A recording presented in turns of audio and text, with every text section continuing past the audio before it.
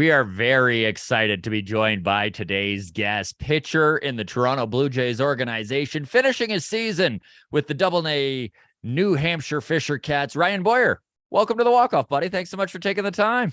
Thanks for having me, guys. I'm super excited. Hey, man, to start with, huge congratulations are in order here. This was your first season of professional baseball with an affiliate ball team. Not only that, you had great numbers, buddy. Struck out 45 batters over 30 innings. Nicely done. Thank you. I appreciate it. It was really cool to finally kind of get in an organization and prove myself, I guess, right in a couple of ways there this year. So I just saw this the other day. The average age in Double-A is between 24 and 25 years old, which is your age right now. But it's hilarious because my guy, you did not take the road most traveled to get to Double-A. You had a series of tough decisions to make over the last 3 years, suffered through some injuries, wound up playing independent ball last year in 2021 with the Milwaukee Milkmen. Tell us about your journey through college to independent ball, and then the Blue Jays eventually finding you and signing you last January. Yeah, so I mean, it's kind of been a whirlwind, definitely over the past year and a half, getting to this point. But like you said, I mean, it's been really long. I actually started a Division III college in my hometown of Pitt Bradford, which is that was 2015 was my first year there. So I ended up spending 5 years there because I had an injury. I tore my meniscus playing pickup basketball actually. So that was my first senior years, I like to call it. I had 3 senior years. So that first senior year got ended, by pickup basketball, and then the second senior year at Pitt Bradford got ended by COVID. Mm-hmm. So it was, even those 5 years were tough, because that my goal was always obviously to get to professional baseball, but I was at such a low level, I guess you could say, that Division III baseball, it's you don't really see many affiliate guys come out of Scouts there. and stuff, eh? Yeah. Yeah, it's few and far between. My last couple years there, obviously, I was piquing some interest, but early on, I mean, really, if we start from the beginning, my freshman year there, I was terrible. I had like an 80 RA. I was really bad. I didn't throw many strikes. I didn't strike anybody out. And to, I guess, be full circle here now is pretty amazing looking back on it. When I was, 18, I had, we got guys in the organization now that are 18, 19, 20 years old that I couldn't even imagine being as good as at that age. Like Yeah. Ricky. I mean, he's 19 this year at Double-A, and when I was 19, I was throwing 80 miles an hour at Division III college at home in the Yeah. basement. So, um, So with spending 5 years in college, were you almost just sticking around college by the end to try and get drafted or like? Yeah, I mean, I could have graduated in 4 years, and then my mom actually works at the university, so I kind of extended my credits to come back for a fifth year where academically I didn't need to, obviously, and I was just taking random classes to come back just because, yeah, I wanted the shot to play professionally, and really that was my only window at that time. I had zero interest, so I said I need to go back for a fifth year, and then obviously that year I had a really good start. I think I had 4 starts, and then COVID, ended it, and I thought I was done. I was like, well, that's it for me. What did it take mentally to, because there were so many obstacles thrown your way, right? Number one, just the fact you weren't drafted, the fact you dealt with an injury just as you started to pique interest around the league, the fact that all of a sudden a worldwide pandemic shuts things down just as you start to get into your own here.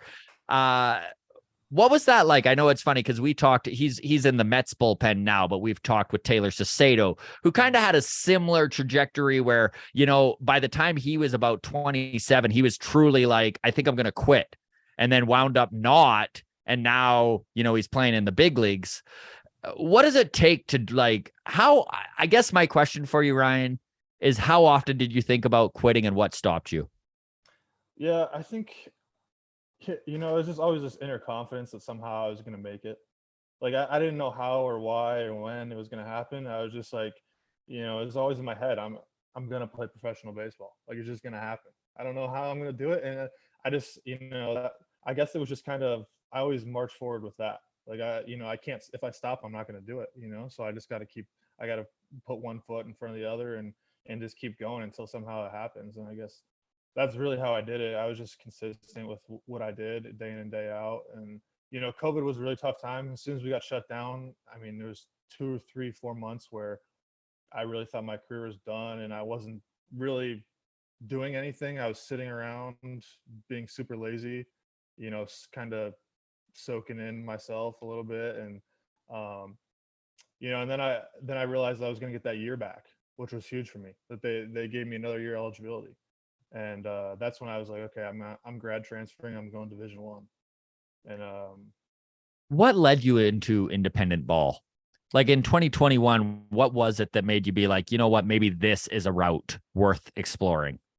yeah, so I grad transferred after 5 years to Canisius. So my 6th year, I went to Canisius to grad transfer, and there I kind of at the end of the year, I was throwing well, but I realized I was 24 years old at playing kids that some of those kids are 20, 21, and it's no matter how well I was doing, I knew professional teams were going to look at that and say, hey, he should be doing that.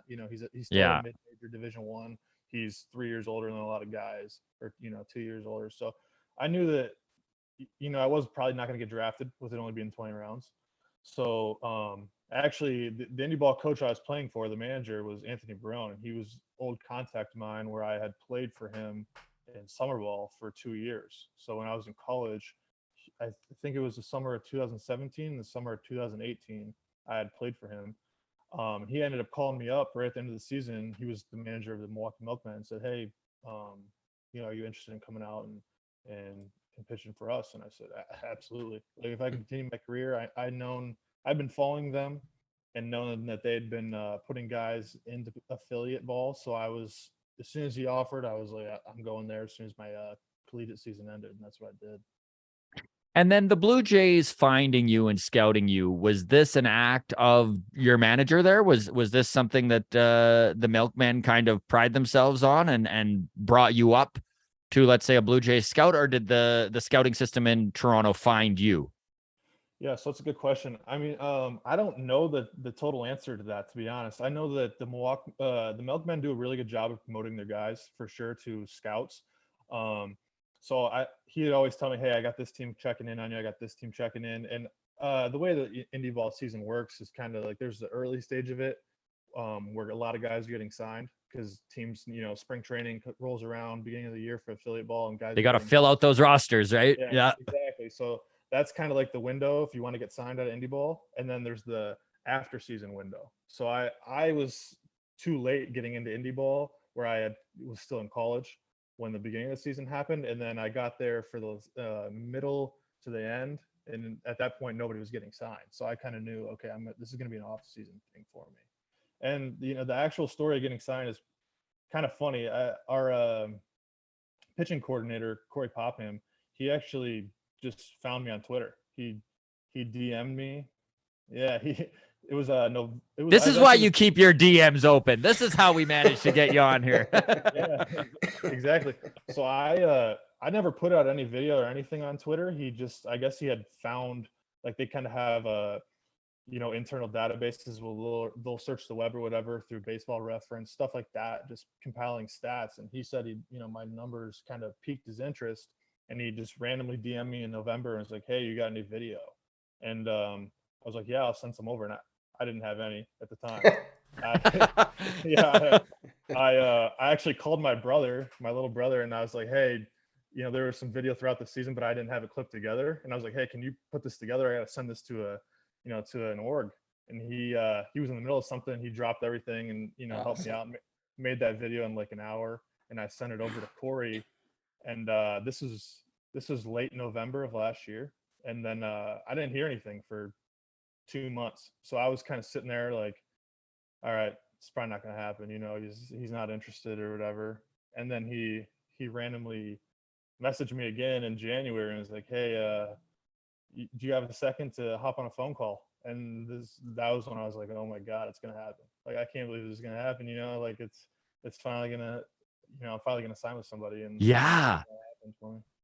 Man, it must have been so satisfying to walk into that complex in Dunedin with a professional baseball contract in hand, knowing you're about to pitch on a big league affiliate. I can imagine the emotions must have been running pretty high as you experienced that moment, eh? Yeah, I mean, I was working at uh, like a local gym, just like with those random people when he had DM me, and I remember just walking around there, just looking at people like they don't even know, like my life just changed, and they don't even know, like I can't believe that. You must have felt so tall, hey? Yeah, and I was just like, I was literally like walking around that gym on like cloud nine, like this is. I That's just couldn't awesome, believe man. it because I had envisioned it for so long, and obviously, like the road to get there is not the normal one. You know, like normally guys are getting to affiliate ball, you know, after 3 years of college, 4 years, or even out of high school. So to get there after 6 years of college and a half season indie ball was just like so satisfying, I guess.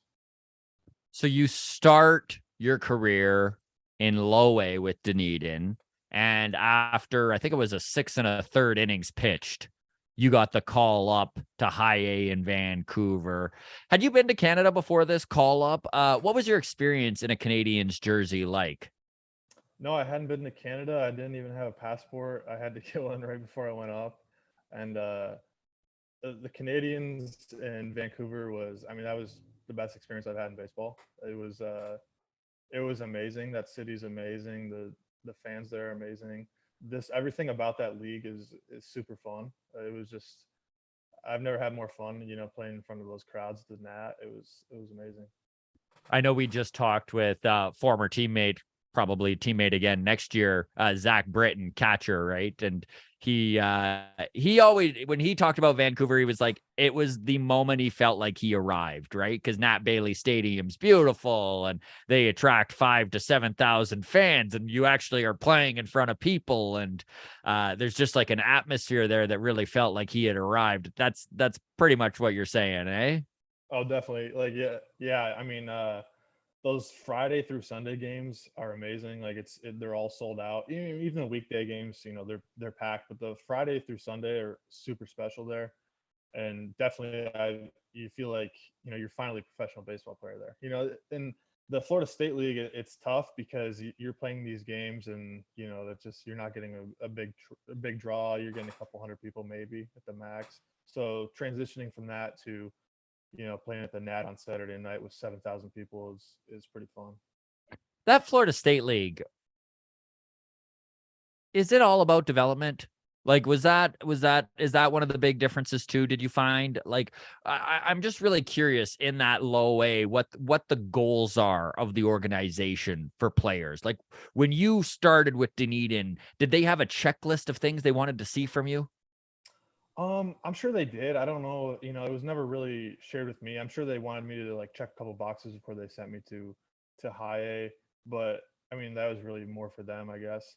Hmm. Um, but yeah, I would say it's development. You know, you see younger guys there, guys that are just fresh off the complex, and you know, obviously I was older, so I was in a little bit different situation where you know, maybe a roster spot wasn't really open for me at high A, and they wanted to see me kind of prove myself in affiliate ball before they had moved me up, which was fine with me. I had no problem with that. And yeah, but I think the Florida State League is definitely interesting place at the beginning of the year, like because you know you have a interesting collection of like younger guys that this is their first taste of it, and a little bit older guys that are really trying to get to high A quickly. You know, so Hmm. it's a nice little mix. So Ryan, I know velocity isn't what you're known for, but you were still a strikeout machine last year. You had the ninth highest K rate of any pitcher in the Blue Jays system. When you're not blowing pitches by guys, I know it's a little bit more of a chess match with the swing and miss and how to induce that. What was your approach when you took the mound and needed a strikeout? What was kind of your go-to pitch? Yeah, it's kind of funny you say that. Where like the chess match thing, and you would think that you know with like a guy that's not overpowering with the 95 plus. You know, I usually sit about 92 to 94, and I'll touch 5 or 6 here and there. But I'm really not a chess match type guy. I Mhm. really come at you. I try to throw my fastball pretty much down the middle, up in the zone, and then I throw a slider off of that, and that's it. And that's, I think I'm pretty unique in that way where I don't have the velo, but I'm still going to attack you like I'm a power pitcher, and that's just kind of how my fastball plays. Um, just to kind of explain it, my fastball is flat, which I guess in the past that's a bad, like old school ways when they say, "Hey, your fastball's flat," that's a bad thing. And now I kind of understand, hey, my fastball's flat in a good way because it can stay at the top of the zone a little longer, and it's a little harder for hitters to get the barrel to it because of the kind of the angle that it crosses the plate at. That's really I, interesting. yeah, yeah, and I mean that's where the tech. I didn't know any of this really beforehand, and you kind of you're playing a Division 3 where we didn't even have a radar gun. No Rapsodo machine out there, eh? Yeah, we had nothing, and it was, I didn't ever got on a radar gun until I was like 23. So it's like to have not have that to, now have all this tech, to kind of explain where you should throw the ball and where you shouldn't, right? And my fastball, even though it's not necessarily overpowering velocity wise, it can still overpower hitters at the top of the zone. And that's kind of, what I do. I guess to get to your question, you asked me, what do I do in a key situation? I'm throwing my fastball up in the zone. That's what I'm doing. The flat fastball. I want like it's so funny how much spin is I mean analytics, right? They just showed the spin means so much and it's become like this focal point. It's almost interesting to hear that like you're almost like a throwback, but spin's such an important aspect now that almost like taking some spin off is probably a little bit different for a guy in the batter's box to even recognize, right? Yeah, and I honestly think it has a little like this might be I guess I don't know, a differing opinion, but the spin, in my opinion, isn't as important now. I mean, there was this wave of where it was super important, and now we're kind of learning that this vertical approach angle, and this might be a little in depth, but that vertical approach to where how flat that ball and how steep the ball is crossing the plate, is really one of the most important things to missing bats in flat crossing fastball. So just kind of explain it. So if my ball's coming flatter across the zone like this, it's hard for that batter to catch it on an uppercut, right? But if the Right. ball is coming steep, so it's a high release point and it's coming down to get to the zone, and that batter's bat path is like this, they're staying on plane longer versus Mhm. ball coming like this, bat coming like this. And It's they're harder for fouling it off then. Yeah. yeah, yeah. So basically, I have a low slot, and that helps me play it up in the zone because of that angle is going to come almost riding up on a hitter versus a high slot that's going to come riding down on a hitter. And that's just kind of, the spin definitely helps that, but it's not the end all be all, I guess. Maybe you can help us with this because we've had numerous pitchers within the system come on and talk about velocity training and increasing their velo. And we always get listeners reach out afterwards and be like, what the hell is velocity training? Like, how do you go about raising your velo? So I know you have actually done velo training. What does it entail and how does it increase the speed of the ball? And while you're training, is it kind of like a diet where there's a start and a stop date, or is that velo training just now it's just a part of your everyday thing like weightlifting or whatever would be? Yeah, so I think at the beginning, like going back to when I first started into Driveline, which is kind of they're the ones that kind of brought velo training to the forefront. I did that. I think I started my sophomore year at college. They really had like a start and end. It was really programmed to where um, they have different throwing days, and you're going to do them in this order for this many weeks, right? And a lot of that involves weighted balls is a big thing. Um, your weightlifting program and plyo care balls. So those are kind of like the soft. You see, the color balls that you see guys throwing in the bullpen every once in a while, the green, blue, red balls. Those are plyo care balls, and those are kind of like mixed in now to where everybody's using those every day. But when in a true velocity program, you're going to use um, those along with some weighted baseballs. They're typically between 3 ounces to 7 ounces, and I would say like kind of what Driveline popularized was like pull downs. So it's like those running guns where you're running max speed and you're throwing as Right. hard as you can, and that's kind of what everybody sees on the internet. and some old school guys don't like it very much, which yeah, I think it produces results really. I mean, if you see, there's a lot of guys that and I'm one of them, but their velo shot up doing it. Um, so I'd say that's the main way. That's the main way guys do it. And I'd say once you get into pro ball, that you don't really see that as much anymore. It's more as like long term thing, I guess, to where Right. you're using plyo care balls on a daily basis. We have our lifting programs, our conditioning, everything is kind of playing into that all the time. Ryan, I know you. I just Go want to ahead, jump in Adam. here while we're on the topic of during the velo training, the run as hard as you can, put everything into it, and throw at absolute max effort, right? Like a throw you would never make on the field, but let's do it when we're training, right? Is there any like injury concerns with throwing like that, or is that you're a pro athlete and you're pretty well good to go? Yeah, I would say, I mean, throwing is such a violent act that I think that, kind of no matter what you're throwing, there's some injury risk to it, obviously.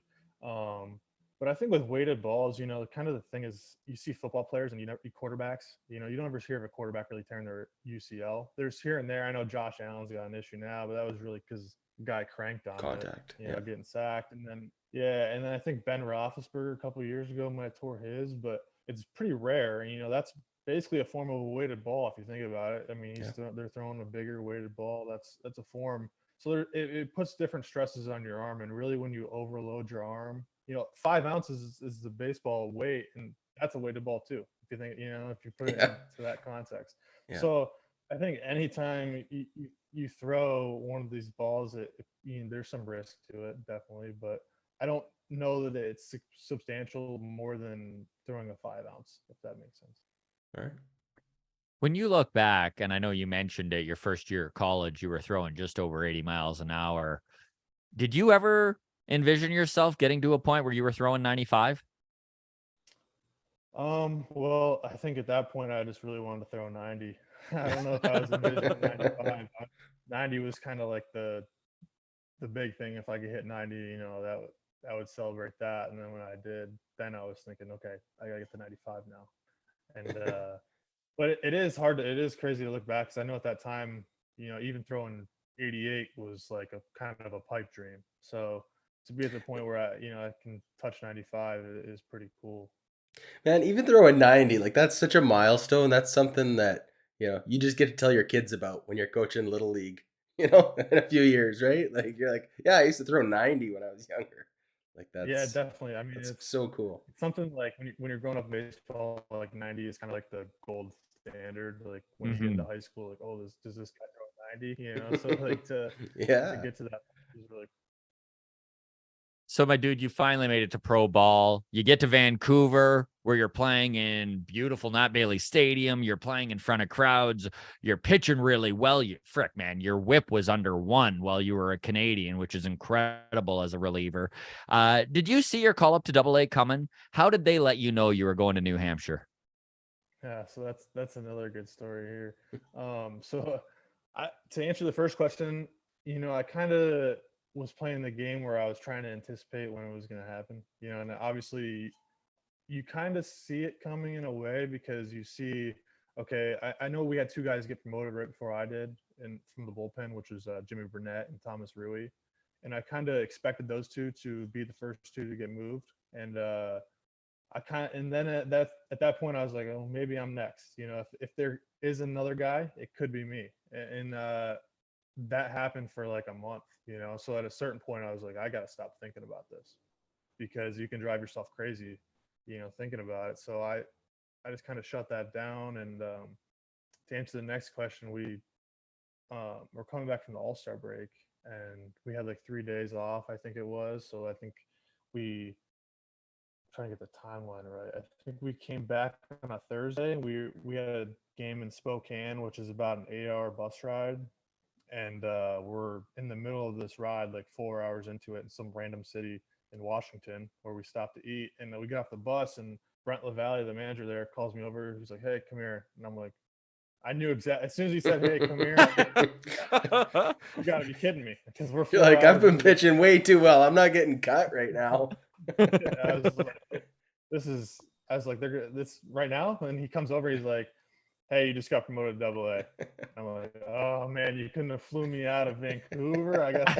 So I had to take the next 4 hours to Spokane, Amazing. and then actually, me and Alejandro Melian got promoted together, which it's kind of funny because they flew us up to Vancouver together also. So we got promoted twice together. Even though That's he cool. wasn't in playing for the Dunedin Blue Jays, he was coming out of rehab because he had Yeah. pulled his hamstring thing.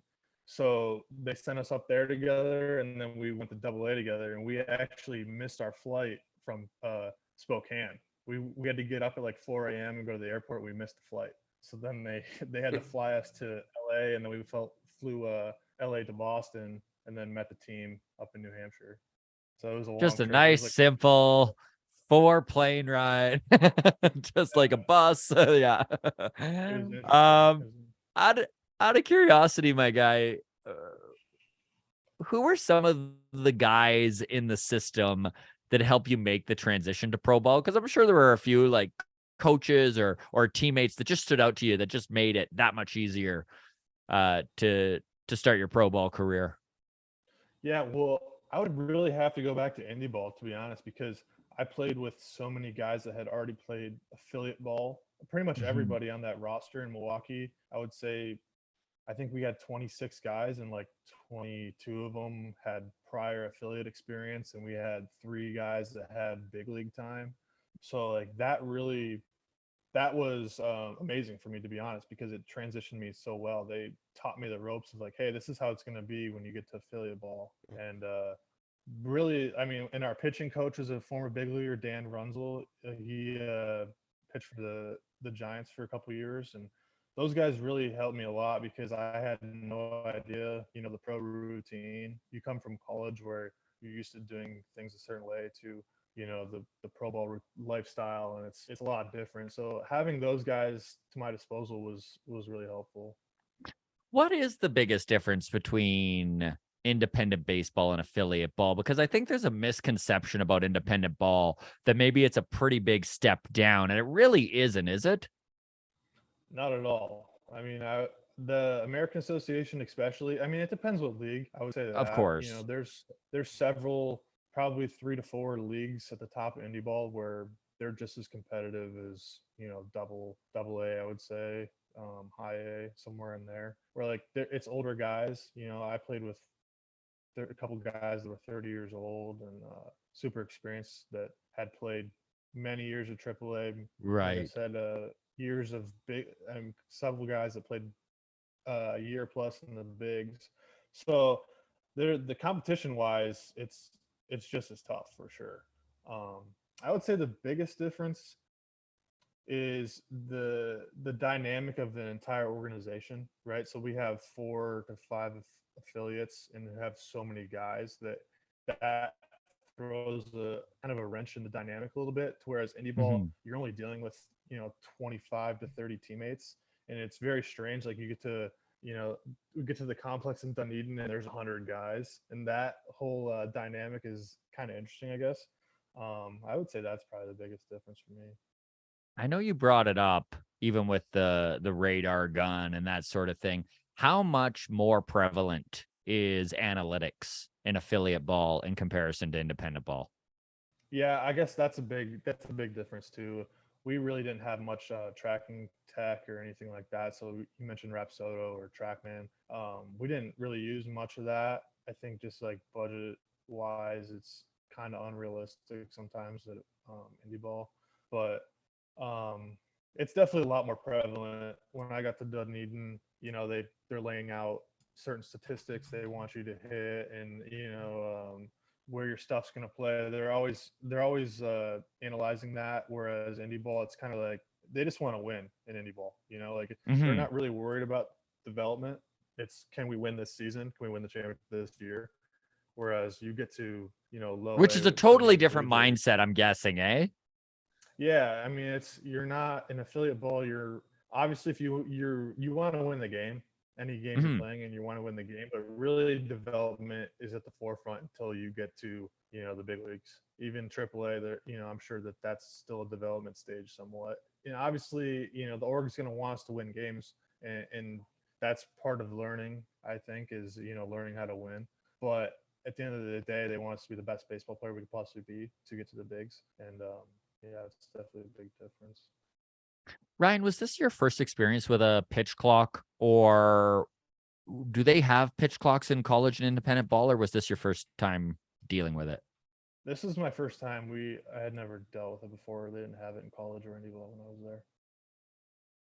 Was it an easy thing to become accustomed to? Did it take a couple weeks? What was that transition like, just getting used to hustling up with your pitch?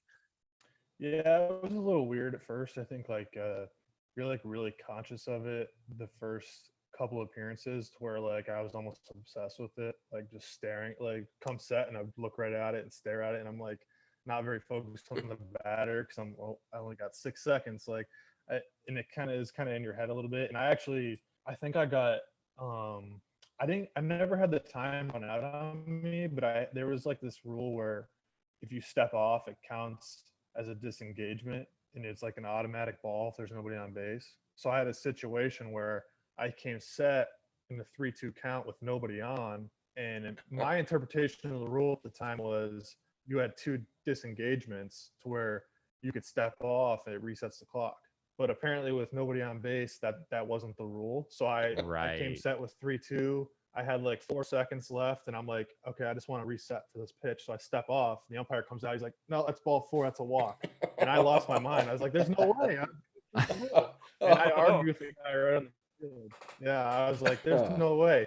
God. I said, I read the rules, and he had a different interpretation. And we had like a 3-minute argument about it, and then I finally had to move on. But that was kind of my only hiccup with it. Oh boy, that's brutal, man. Ball 4 is the worst way to learn that one too, eh? Yeah, I hate walks. Like that's the thing. Like I'd much rather I'd rather give up a double than give up a walk. That's just how I am. I just hate giving up free bases. So that really irked me. I was like, there's no way I just gave up a free walk. Like there's no way. So Ryan, I know you mentioned you're still in Dunedin right now. You're at the complex, correct? Yeah. Yep. When are you taking a break from training at all? Or are you still going hard right now? What are you doing as we speak going into the off season? Yeah, so I'm kind of like in a rehab type stage because I ended the year on the injured list with like an elbow issue. So I'm working with a rehab group right now just to make sure that I'm going to be, completely healthy going into next spring training and next season. How close are you to 100% health? I'm still working back. So I had to have a little minor procedure about a month ago where they went in and cleaned my elbow out a little bit. So it's pretty light procedure to where like I'm already back to about to throw in probably a week or so. So it only takes about 6 weeks to get back to throwing. So I'm definitely not at 100 yet, but should be there pretty soon. The first time you walked into that complex in Dunedin, wow moment? Yeah, it's kind of overwhelming almost. So nice. I remember pulling in the parking lot, and I was like, "Oh my god, I don't deserve this. This is insane." I know we had another teammate of yours, TJ Brock, on the show about a month ago, and he was talking about the first time he showed up to the complex, and he got lost. He's like, I completely got lost. Like I just did not know where I was. So I can imagine coming from independent ball and Division III college, it must have been a little overwhelming at times. Yeah, I remember I first walked in there, and I had like 3 or 4 people. They knew I was new, and they're like, "Hey, you're gonna get lost in here." And they're like, it took me definitely a couple of weeks to get comfortable moving around there. And sometimes still, I'll get into like an area where I'm like, "Oh, I've never been here. I've never been in here before. I don't know where this is." So it's super big, super nice though. It's awesome for us. So Ryan, rain delays are always an interesting thing in baseball. I love especially when the players start doing things to keep themselves entertained. Is there any rain delay that kind of stands out to you in your career, or any tomfoolery that maybe you participated in or you watched your teammates participate in, just to keep the time moving, to pass the time while the rain delay happened? We want to hear the Bull Durham wrestling in the mud stories, Ryan. Come on. I don't think I have anything like that. I do remember, and this isn't from pro ball. This is actually, I was playing in the Northwoods League with his like a collegiate summer league. This is probably 2019, and we had like a thunderstorm coming in. I think we were in Kenosha, Wisconsin, and we were like sitting at the top of we had to sit in the stands because there was no coverage in the dugout, and the dugouts would flood, so they sent us up in the stands. And then there was this random group of like old ladies that had all these instruments, and they were just playing, like it was like bangos or something, and like they had a bunch of instruments, and they were just vibing out for like a half hour, and we were all just sitting there listening to it, and I was like, this is very strange. Like, what are we doing? I love that. Growing up, what was your favorite MLB team? So this one will be controversial. I grew up an Astros fan. Okay. You had me worried for a second. I You were thought you were going going to to say Yankees. Yankees. No, Far no, more forgiving of the Astros from a Blue Jays standpoint. yeah, that's true. That's true. I'm not a Yankees fan. What was it that got you into the Astros? Is this your dad was an Astros fan and you just followed suit? Yeah. Yeah, exactly. My dad is an Astros fan, and kind of brainwashed me from a young age, and I grew up with Bagwell and Biggio as my Yeah. idols. Yeah, very cool. I always joke the same thing. People ask me, why are you a Blue Jays fan? I'm like, I had no choice. My dad made me this way. So Yeah, that's how it is for me too. all right, well, let's end on a non-baseball question here. Curious what you're listening to these days. Is there an artist that when you're going for a run or training that you're like, all right, time to pump it? Yeah, it's Canada's own Drake. Hey, there you go. Very popular. I know if you're on Instagram, you see the Spotify, year and end things. Everybody's got Drake on there. So that's me. I've been a Drake guy for a long time. Ryan, honestly, thank you so much for being so generous with your time and stopping by and doing the show. We really appreciate it. All the best going forward, my dude. And next year we're going to bug you again. Hopefully this time it's at AAA or with the Blue Jays and you're going to come back on the show. Yeah, I'd love to. Thanks for having me, guys. It was really fun. Right on, buddy. Thank you. Thanks.